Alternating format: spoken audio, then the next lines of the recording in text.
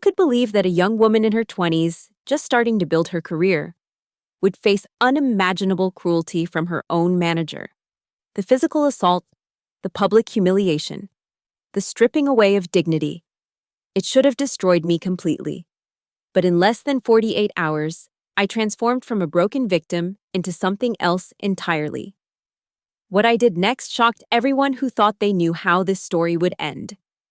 This is how I turned my rage into a plan that brought down the untouchable. My name is Emily Carter. And at 27, I thought I had finally found my place in the world. Brighton Falls wasn't exactly where I dreamed of ending up. This industrial town in the Midwest was a far cry from the bustling cities I'd imagined in college. But Horizon Dynamics had given me something I desperately needed: stability. Every morning, I'd wake up at 6:30 sharp in my modest one-bedroom apartment on Maple Street. The routine was comforting: black coffee, whole wheat toast, NPR playing softly in the background while I dressed in my carefully pressed business casual attire. The 15-minute drive to Horizon Dynamics' gleaming glass headquarters felt like a daily transformation, from nobody to somebody, from invisible to professional. Horizon Dynamics marketed itself as the future of renewable energy. The lobby walls were covered with inspirational quotes about sustainability and innovation. Powering tomorrow. Today glowed in sleek letters behind the reception desk. I'd been there for 18 months, working as a project coordinator in the solar division. It wasn't glamorous work, mostly spreadsheets, compliance reports, and endless meetings. But I was good at it. Or at least, I thought I was. The office atmosphere had shifted dramatically 6 months ago when Richard Kane became our department head. Richard was 43, with salt and pepper hair that he kept perfectly styled and suits that cost more than my monthly rent. He had this way of entering a room that made everyone's spine straighten involuntarily. His LinkedIn profile boasted 20 years of transformational leadership, but what we experienced was something far darker. At first, it was subtle. The way he'd hover behind my desk, close enough that I could smell his expensive cologne mixed with coffee breath. The comments disguised as jokes. Emily, sweetheart. Maybe if you spent less time overthinking and more time doing, we'd hit our targets. The public corrections that went beyond professional feedback into personal humiliation. I'd watch him in meetings, his jaw clenching when someone disagreed, his fingers drumming impatiently when presentations ran long. My coworkers and I had developed an unspoken warning system. Sarah from accounting would clear her throat twice if Richard was approaching in a bad mood. Marcus from IT would send a blank email with the subject line, "Weather Alert," when Richard was on the warpath. We'd grown used to walking on eggshells, each of us hoping we wouldn't be the day's target. But I seemed to draw his attention more than others. Maybe it was because I'd questioned his budget allocations in my second week under his management. Maybe it was because I'd inadvertently made him look bad by catching an error in his presentation to the board. Or maybe, as Sarah once whispered to me in the bathroom, some people just enjoyed having someone to break. The stress was eating me alive. I'd started keeping Tums in my desk drawer, popping them like candy during particularly tense days. My hands would shake slightly when Richard's name appeared in my email inbox. I'd rehearse conversations with him in my car before work, trying to anticipate his criticisms and prepare perfect responses that would never come out right in the moment. My mother called every Sunday, asking how work was going, and I'd lie through my teeth. "It's great, Mom. Really challenging but rewarding." How could I tell her that her daughter, who'd graduated with honors, who'd been so proud to land a job at an innovative company, was being slowly crushed by a tyrant in an expensive suit? The breaking point was building. I could feel it, like pressure in the atmosphere before a storm. Richard had been particularly volatile that week. He'd screamed at Marcus until the poor guy's face turned purple, and he'd made Jennifer from HR cry in the middle of the cafeteria. But we all just absorbed it, documented it in our minds, and carried on. What else could we do? This was Brighton Falls. Good jobs were scarce. We had rent to pay, student loans crushing us, families depending on us. I remember thinking, as I watched Richard berate an intern for bringing him the wrong kind of coffee, that someone needed to stand up to him. Someone needed to show him that he couldn't treat people like disposable objects. I just never imagined that someone would be me. And I certainly never imagined how high the cost would be. That Thursday started like any other, except for the quarterly report I'd spent 3 weeks perfecting. I'd triple-checked every number, verified every source, even stayed late to ensure the formatting was flawless. The solar panel efficiency data showed a slight dip in Q3, but I'd identified the supply chain issue and included solutions. I was proud of that report. The conference room was packed for the department meeting. Richard stood at the head of the table, his presence commanding attention like a dark cloud. I presented my findings calmly, professionally, even when his eyes narrowed at the efficiency metrics. "These numbers are wrong," he said, cutting me off mid-sentence. My heart stopped. "I've verified them 3 times, Mr. Kane. The data comes directly from—" "Are you calling me a liar?" His voice was dangerously quiet. The room went silent. 20 pairs of eyes looked anywhere but at me. "No, sir, I'm just explaining—" "You're incompetent." He stood up, his chair scraping against the floor. 3 weeks for this garbage? My teenage nephew could have done better. He grabbed my report and tore it in half, then quarters, letting the pieces flutter to the table. "You're done here?" The words didn't register at first. What? "Fired. Clear out your desk." He was walking around the table now, toward me. "Actually, you know what? Don't even bother. Security will mail your things." I stood up, my legs trembling. "You can't just—" That's when it happened. His hand shot out, supposedly reaching for the conference room door, but it connected with my shoulder, hard, spinning me backward. I stumbled, catching myself on the table edge. Then, as I tried to regain my balance, his palm struck my face, not a slap, a full strike that sent me crashing into the wall. The room exploded in gasps. Someone, I think it was Sarah, let out a strangled, "Oh my God." Richard's face was red, a vein pulsing at his temple. "Get out," he roared. "Get out before I—" His fist connected with my ribs as I tried to move past him. The pain was immediate, sharp, stealing my breath. I doubled over, and he grabbed my arm, his fingers digging in hard enough to leave marks, dragging me toward the door. "Mr. Kane, stop!" Marcus's voice cracked from somewhere behind us. "Anyone who has a problem with my management style can follow her out." Richard snarled, shoving me through the doorway. I stumbled into the hallway, my heel breaking, sending me to my knees on the industrial carpet. The conference room door slammed shut. Through the glass panels, I could see everyone frozen in their seats, Richard returning to the head of the table as if nothing had happened. Only Sarah met my eyes, her face pale with shock and something else. Shame, maybe, for not doing more. Security arrived within minutes. Tom, the head guard who'd always been friendly, wouldn't look at me as he escorted me out. "I'm sorry, Emily," he whispered as we reached the parking garage. "I have kids. I can't lose this job." I drove home in a daze, my face throbbing, ribs aching with each breath. At a red light, I caught my reflection in the rearview mirror. My left cheek was already swelling, a purple bruise blooming like a toxic flower. My white blouse had a tear at the shoulder and a smear of blood from where my lip had split against my teeth. The humiliation was worse than the physical pain. They'd all seen it. 20 witnesses to my degradation.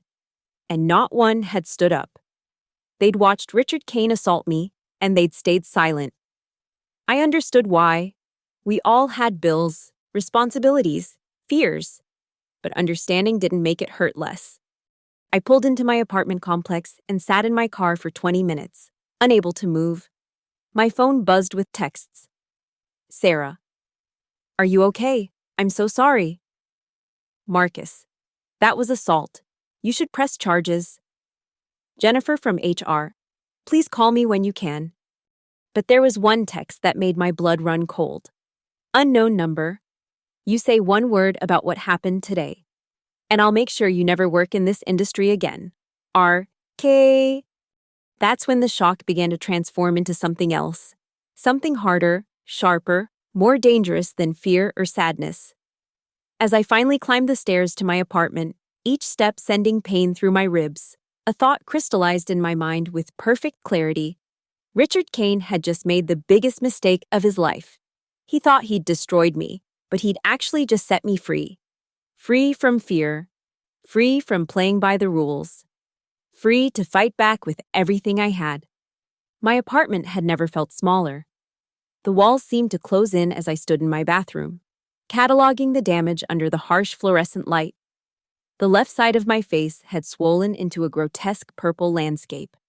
My ribs screamed when I lifted my arms to remove my torn blouse. 5 distinct finger-shaped bruises marked my upper arm where Richard had grabbed me. I took photos with shaking hands, wincing at each movement. The woman in the mirror looked like a stranger, defeated, broken, exactly what Richard wanted me to become. That first night was hell. I couldn't sleep. Every time I closed my eyes, I was back in that conference room, feeling his fist connect with my ribs, hearing the crack of his palm against my face. The shame was suffocating, not just from being hit, but from how I'd crawled out of there on my hands and knees while everyone watched. My phone wouldn't stop buzzing. Mom called 3 times. I let it go to voicemail, knowing she'd hear the pain in my voice. Friends from college texted, somehow already knowing, Sarah must have told someone who told someone else. The humiliation spread like wildfire through my social networks. Did you really get beaten up by your boss? OMG, Emily. Is it true what happened at Horizon? By 3 a.m., I was on my laptop, scrolling through Horizon Dynamics Glassdoor reviews. Anonymous post after anonymous post described Richard's reign of terror. Hostile work environment, management through fear, HR protects executives, not employees. One review from 8 months ago stopped me cold. RK physically intimidating female employees. Nothing done. Leave while you can. I'd become another statistic, another casualty of corporate protection. The rage that bloomed in my chest was unlike anything I'd ever felt. It wasn't hot or wild. It was cold, calculated, crystalline in its clarity. I found myself planning his destruction between ice packs and ibuprofen. Not fantasizing, planning. There's a difference. Fantasies are emotional releases. Plans have steps, contingencies, timelines. The next morning, Friday, I couldn't get out of bed until noon. Not from physical pain, though that was considerable, but from the weight of realization. My career at Horizon was over. The connections I'd built, the projects I'd nurtured, the future I'd mapped out, all destroyed in less than 5 minutes of violence. I checked my bank account, $3,847. Enough for maybe 2 months of expenses if I was careful. My LinkedIn showed 17 views since yesterday. Vultures circling, probably, eager to see the professional corpse Richard had created. Sarah called around 2 p.m. I finally answered. Emily, Jesus Christ, are you okay? I haven't been able to stop thinking about what happened. I'm fine. I lied through gritted teeth. You're not fine. Nobody would be fine. Listen. Everyone's talking about it. Marcus recorded part of it on his phone before Richard saw him. Jennifer from HR is freaking out. She says Richard's claiming you fell, that he was trying to help you up. The laugh that escaped me was bitter. Of course he is. Emily. Sarah's voice dropped to a whisper. This isn't the first time. There was a girl 2 years ago, before you started. Lisa, something. She just disappeared one day. Tom in security told me Richard had put her in the hospital, but she signed some kind of NDA and moved to Colorado. My stomach turned. A pattern. He had a pattern, and the company knew. There's more. Sarah continued. I overheard Richard on a call this morning. He's already spinning it, saying you were unstable, that you'd been making mistakes for months. He's building a case for justified termination. The ice pack slipped from my face as I sat up straighter. He wasn't just content with firing and beating me, he wanted to destroy my reputation, ensure I'd never work again. Sarah, I have to go. Emily, wait. I hung up, stood up despite the pain, looked at myself in the hallway mirror, bruised, battered, but suddenly, surprisingly, smiling. Richard Kane thought he'd broken me. He thought I'd slink away, lick my wounds, Maybe take whatever pittance of a settlement the company offered in exchange for silence. He thought I was just another victim who'd disappear into the statistical shadows. He was wrong. I walked to my window and looked out at Brighton Falls, this small, unforgiving town where everyone knew everyone, where reputation was everything, where men like Richard ruled their little kingdoms through fear. 48 hours, I said aloud to my reflection in the window. The woman looking back at me wasn't broken anymore. She was something else, something Richard had created but would soon regret. In 48 hours, I would dismantle Richard Kane's life piece by piece. Not through violence, that was his weapon. I would use something far more devastating, the truth, strategically deployed. The clock on my wall read 2:47 p.m. Friday afternoon. By Sunday at this time, Richard Kane would understand what it meant to lose everything. I opened my laptop and began typing. Phase 1, gather the allies. The first call I made was to Samantha Blake. We'd been roommates at Northwestern before she became an investigative journalist, and I chose the corporate path. Sam answered on the second ring. Emily, it's been months. How's the corporate world treating? Sam, I need your help.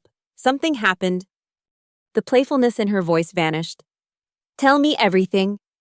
20 minutes later, after I'd laid out every detail, Sam's breathing was audible through the phone. That bastard, Emily. This is assault and battery. This is a crime. It's more than that. He's done this before. The company's been covering for him. Jesus. I could hear her fingers flying across a keyboard. Horizon Dynamics. Richard Kane. Holy shit. Emily. This guy's connected. His brother-in-law is on the board. No wonder he thinks he's untouchable. That's why I need you. The police, the courts, they'll take months, maybe years. He'll destroy my reputation in the meantime. But the media can destroy him in hours. Sam's voice had taken on the edge I remembered from college, when she'd exposed the dean's embezzlement scheme. I'll need evidence, documents, recordings, witnesses willing to talk. I'm working on it. Can you give me until Sunday afternoon? Emily, this is Friday night. That's barely 48 hours, Sam. That's all I need. She paused. All right, but I want exclusivity. This story is mine. Deal. My second call was riskier. Jordan Miller had always been the quiet one in IT, the guy who fixed your computer without small talk. But I'd noticed things. How he flinched when Richard entered a room, how his jaw clenched during Richard's tirades, the barely controlled rage when Richard had humiliated him over a system glitch last month. Jordan, it's Emily Carter. Emily. His voice was flat. Heard what happened. I'm sorry. Don't be sorry. Help me destroy him. The silence stretched so long I thought he'd hung up. Then, what do you need? Access to Richard's emails, specifically. Anything about former employees, financial irregularities, or communications with HR about complaints. That's illegal. I could lose everything. You already have everything to lose. How long before Richard finds a reason to fire you? How many more humiliations can you take? I heard him exhale slowly. He made my daughter cry. 2 weeks ago, at the company picnic, she brought me lunch, and he screamed at me in front of her for taking a personal moment during work hours. She's 7. Emily. 7 years old. And she asked me why I let that man talk to me like that. So help me make sure he never does it again. To anyone. I'll need a few hours. I can create a backdoor through the maintenance protocol. Make it look like a routine system check. But, Emily, if this goes wrong... It won't. I promise you, Jordan. In 48 hours, Richard Kane won't be able to hurt anyone. By midnight, I'd assembled my war room. My dining table was covered with printed emails Jordan had sent, Richard's greatest hits of threatening messages, suspicious financial approvals, and most damning correspondence with HR explicitly acknowledging previous assault allegations that were buried with payoffs and NDAs. Sam had been busy too. She'd found 3 former Horizon employees willing to speak off the record about Richard's behavior. One had documented bruises. Another had a recording of Richard's threatening voicemail. The third had kept copies of the NDA the company made her sign, which Sam's legal contact said was potentially voidable due to covering criminal acts. I spent hours organizing everything into a comprehensive timeline. Richard Kane, 5 years at Horizon, 17 documented incidents of physical intimidation, 3 confirmed assaults, over $300,000 in suspicious consultant fees that Jordan traced to shell companies, and a pattern of targeting female employees who challenged him. My phone buzzed with a text from Jordan.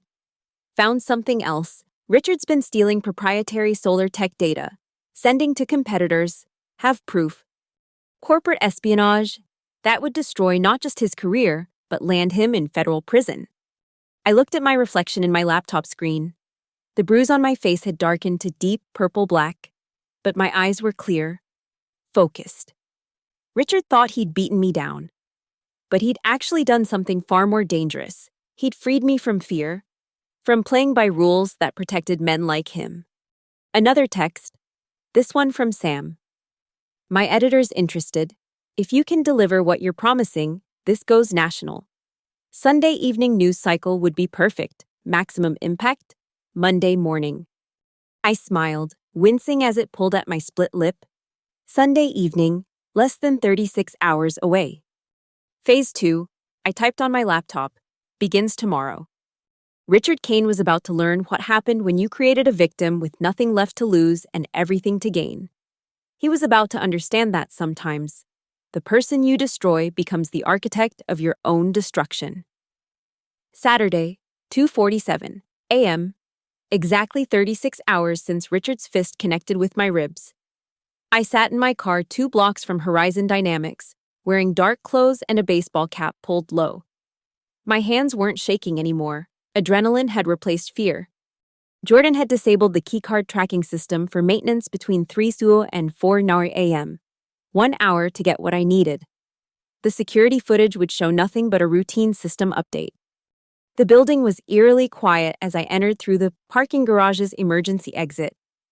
Jordan had left it propped open with a maintenance cone, invisible negligence that no one would question. My sneakers were silent on the concrete as I made my way to the security office. Tom's overnight replacement was Derek, who I knew spent his shifts watching Netflix with earbuds in. Sure enough, through the small window, I could see the blue glow of his phone screen, his head bobbing slightly to whatever he was watching. I slipped past toward the executive floor. Richard's office was at the corner, the power position, overlooking the city. The door was locked, but Jordan had taught me well. The executive assistant's desk had a master override code for emergencies. Richard's birthday backwards. His ego was his weakness. Inside his office, I went straight for the personal filing cabinet. Richard was old school. He kept physical copies of things he didn't want traced digitally. Using my phone's flashlight, I photographed everything. The real financial reports showing discrepancies, printed emails he'd deleted from the server, and then, jackpot. A folder labeled Insurance Policies. Inside were copies of NDAs, each with a payment amount attached. Lisa Morrison, $50,000. Jennifer Wu, $35,000. Catherine Rodriguez, $45,000. All signed within the last 3 years. All containing clauses about workplace incidents and mutual non-disclosure. My phone vibrated. Jordan, security system back online in 15 minutes. Get out. But I wasn't done. Richard's computer was in sleep mode, and Jordan had given me a USB drive with a program that would copy his browser history and cached files. I plugged it in, watching the progress bar crawl forward. 10%, 25%, 50%. A noise in the hallway made my heart stop. Footsteps. I killed my flashlight and crouched behind the desk. The footsteps passed, followed by the distant sound of a vacuum. Cleaning crew. 75%, 90% done. I grabbed the USB and started to leave when something caught my eye. Richard's Wall of Fame. Photos of him with various business leaders and politicians. But behind one frame, I noticed a small safe. My fingers found the combination lock. I tried his birthday, nothing. His hire date, nothing. Then, on instinct, I tried the date he'd first been accused of assault according to the documents. It clicked open. Inside were two items that made my blood run cold. First, a collection of USB drives labeled with women's names, including mine, dated yesterday. Second, a burner phone with text messages discussing handling employees who didn't understand their place. I photographed everything, my mind racing. These weren't just trophies, they were his insurance against his victims. Whatever was on that USB with my name probably included manufactured evidence of incompetence or worse. 8 minutes left. I put everything back except the USB with my name, locked the safe, and moved toward the door. That's when I heard it, the distinctive beep of a keycard at the main entrance. I froze. Nobody should be here at 3:30 a.m.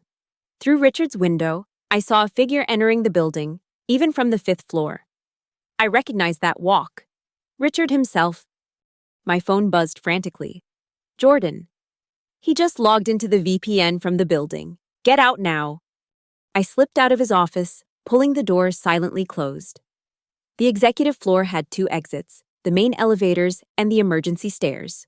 Richard would take the elevator. I had maybe 30 seconds. I ran for the stairs, taking them 2 at a time despite the pain in my ribs. 4th floor, 3rd, 2nd.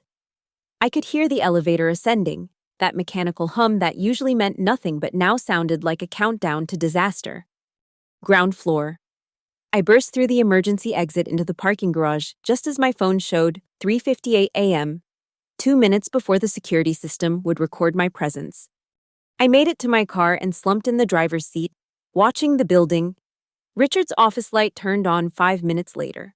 Had he noticed anything? Impossible to tell. My phone rang. Sam. Emily, I just got the files you sent. This is insane. The NDAs alone are enough to bury him, but the financial fraud? The industrial espionage Jordan found. This is Pulitzer material. There's more. I told her about the safe, the USB drives, the burner phone. Christ, he's not just an abuser, he's a predator who documents his hunts. Emily, we need to move fast. If he suspects anything. Tomorrow, Sunday afternoon, like we planned. You're sure you want to wait? I looked at my face in the rearview mirror, at the bruise he'd given me, at the evidence of his violence written on my skin. Yes, he needs to think he's won. He needs to feel safe for one more day. I drove home as the sun began to rise, the USB with my name burning like a coal in my pocket. Whatever Richard had planned to do with it would never happen. Tomorrow, his empire would fall. 28 hours left, Saturday afternoon.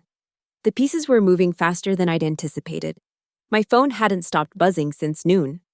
Sam had worked through the night, connecting with her editor and the legal team at her paper. They were preparing a comprehensive exposé.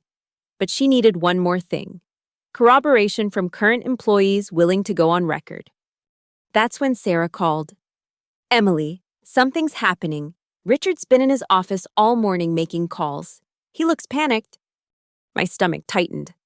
Did he say anything? Jennifer from HR mentioned he's calling an emergency board meeting for Monday morning. Emily, I think he knows something's coming.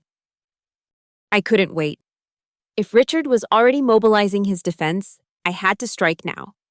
Sarah, I need you to do something brave. Can you get Marcus and Jennifer to meet me today? Emily, we could lose everything. You already have everything to lose. Every day you stay silent. He gets worse. You saw what he did to me. Who's next? You? Jennifer? A long pause. Okay, I'll try. By 4 p.m., I was sitting in a coffee shop downtown with Sarah, Marcus, and surprisingly, 3 others: Jennifer from HR, Tom the security guard, and Michelle from accounting. They looked terrified, but determined. I've been documenting everything for 2 years, Jennifer said quietly, sliding a folder across the table. Every complaint, every incident that got buried. I kept copies at home. I knew someday. She trailed off, then looked at my bruised face. I'm so sorry, Emily. I should have done more. Tom pulled out his phone. I have the security footage. The real footage, not the edited version Richard had Derek create. It shows everything. Him hitting you, dragging you out. My hands shook as I took the phone. There it was, in crystal clear video. Richard's assault, captured from multiple angles. Marcus leaned forward. I've been tracking his digital footprint for months. The man's an idiot with technology. He's got keystroke loggers on our computers, but doesn't realize the IT department can see everything. I have records of him accessing confidential employee files, medical records, even personal emails. Sam was typing furiously on her laptop, recording everything.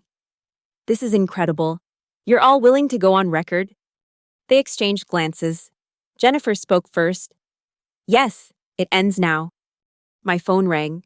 Jordan's name flashed on the screen. Emily, we have a problem. Richard just sent an email to the entire board. He's claiming you stole proprietary information, that you've been selling secrets to competitors. He's setting you up as the corporate spy. The room went cold. Of course, Richard wasn't just playing defense, he was going on the offensive, trying to discredit me before I could expose him. How long before this goes wide? I asked. He's filing a police report Monday morning, Emily. If he does that, then we go live tonight. Sam interrupted. Screw Sunday evening. We publish now. Can you do that? I asked. My editor's been standing by. Give me 2 hours to polish the story and verify the last sources. 7 p.m. This goes live on our website and social media. By the time the morning shows pick it up, Richard Kane will be radioactive. Tom stood up. I'm going back to the building. There's more footage I can pull. Richard's been using his office for meetings he doesn't want on the books. I've got video of him taking envelopes from a competitor's representative. That's evidence of the espionage, Marcus said, his eyes lighting up. If we can prove he was taking bribes. We can, Jennifer added. I have the paper trail. Deposits into a Cayman Islands account that match the dates of those meetings. They dispersed with grim determination, each carrying a piece of Richard's destruction. Sarah squeezed my hand before leaving. We should have done this years ago. Sam and I relocated to her apartment, where she transformed my dining room table's worth of evidence into a devastating narrative.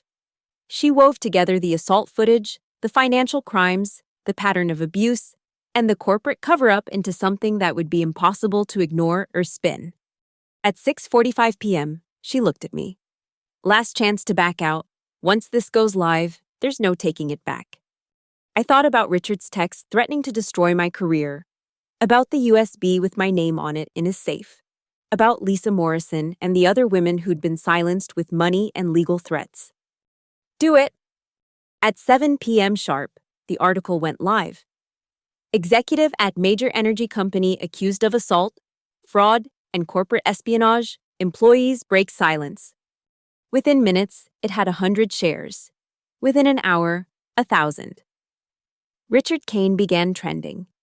Other news outlets started calling Sam for details. My phone exploded with notifications. But there was one that stood out, a text from an unknown number. You have no idea what you've just done.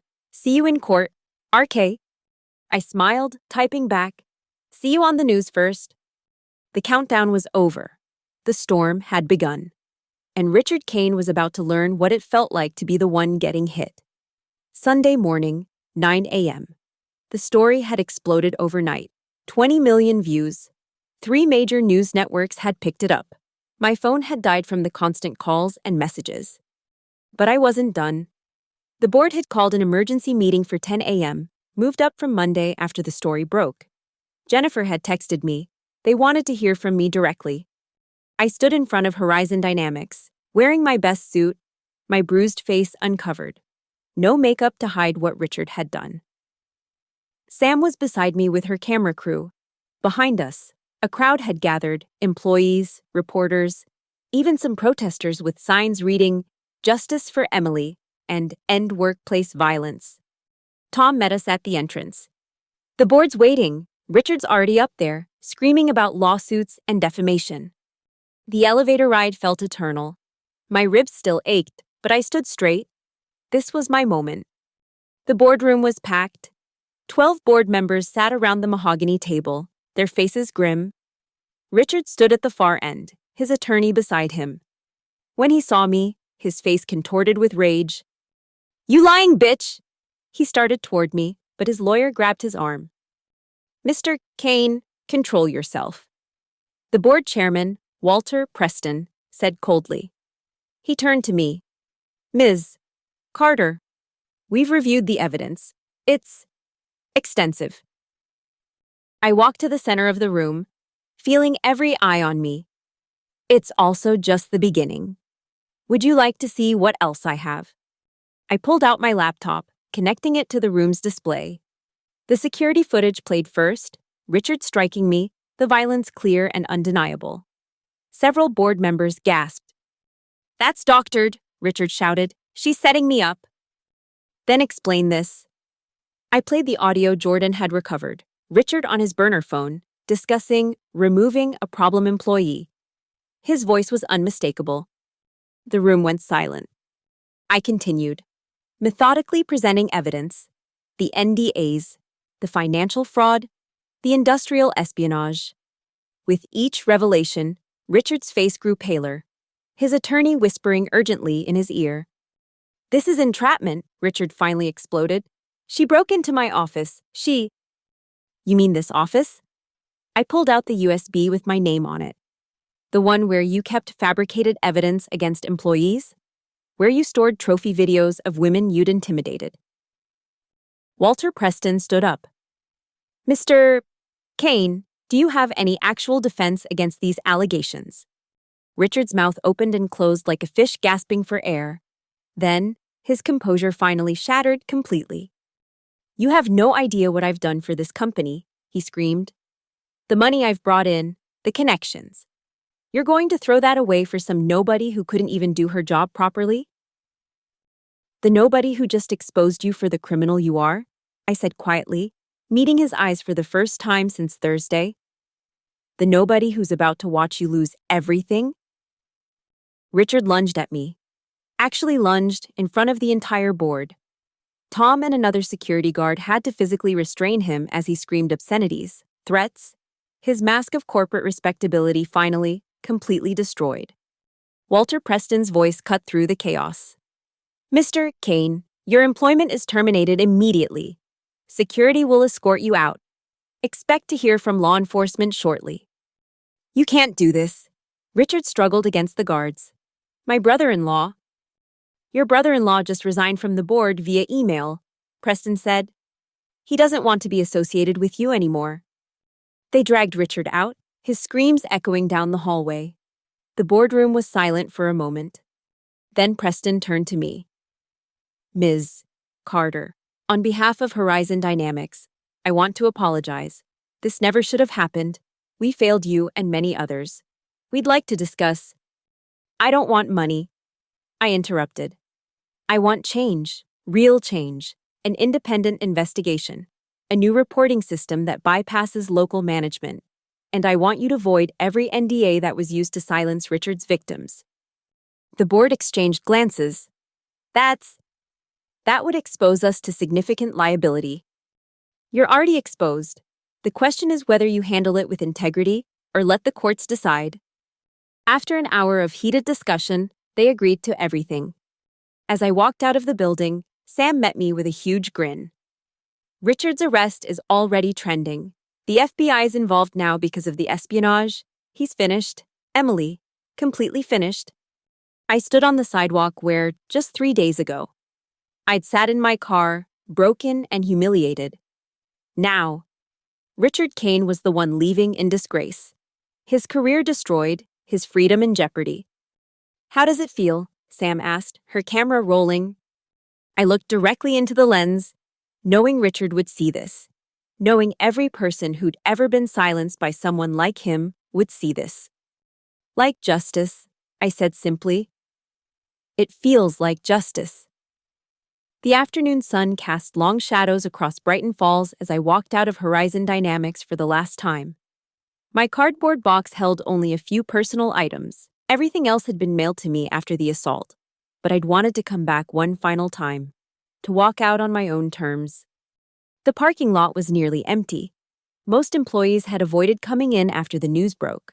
Those who had showed up had watched me with a mixture of awe and something close to fear. I'd become the woman who'd brought down the untouchable Richard Kane. My phone showed 47 missed calls from numbers I didn't recognize.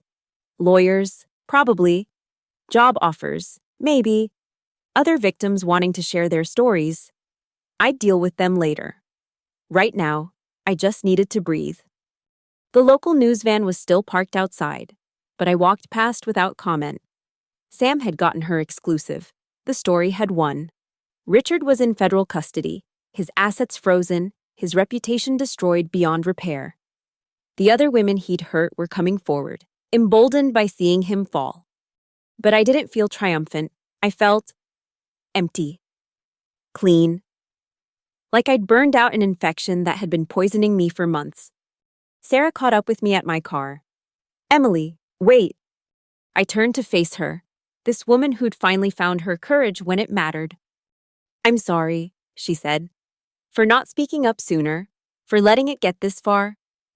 "We all did what we had to do to survive," I replied, "until we couldn't anymore." "What will you do now?" I looked at the Horizon Dynamics building one last time, its glass reflecting the sunset like a funeral pyre. "I don't know, but for the first time in years, that doesn't scare me." Jordan appeared from behind a pillar, looking nervous. "Emily, I wanted to thank you. What you did, it freed all of us." "We freed ourselves," I corrected. "Together." He nodded, then handed me an envelope. "The FBI agent asked me to give you this. Said you'd want to see it." Inside was a photograph from Richard's safe. Him shaking hands with a competitor's executive, a briefcase visible between them. Below it, a note. "This photo alone guarantees 10 to 15 years. Thank you.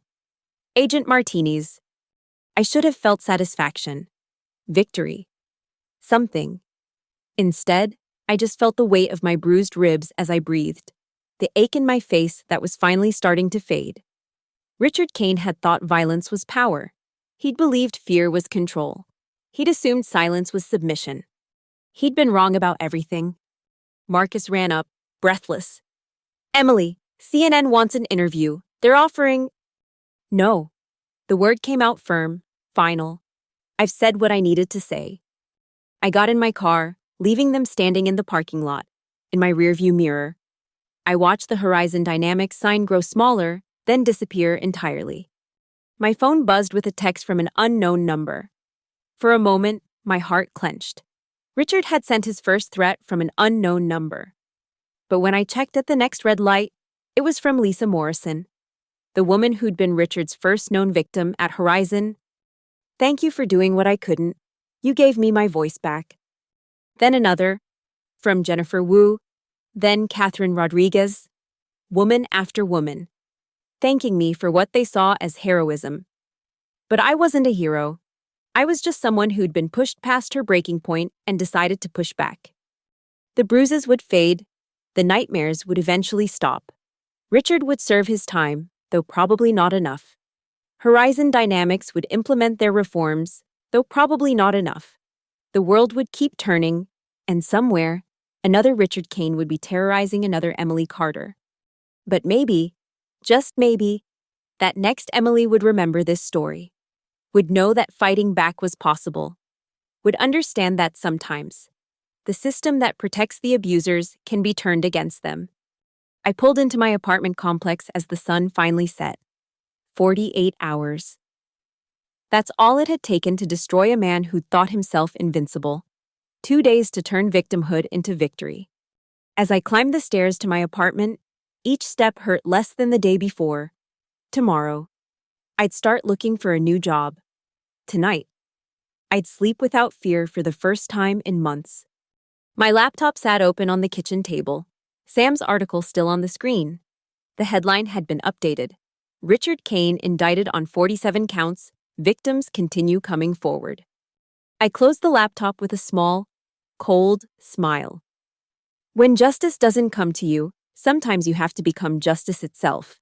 Richard Kane had taught me that. It was the only useful thing he'd ever done.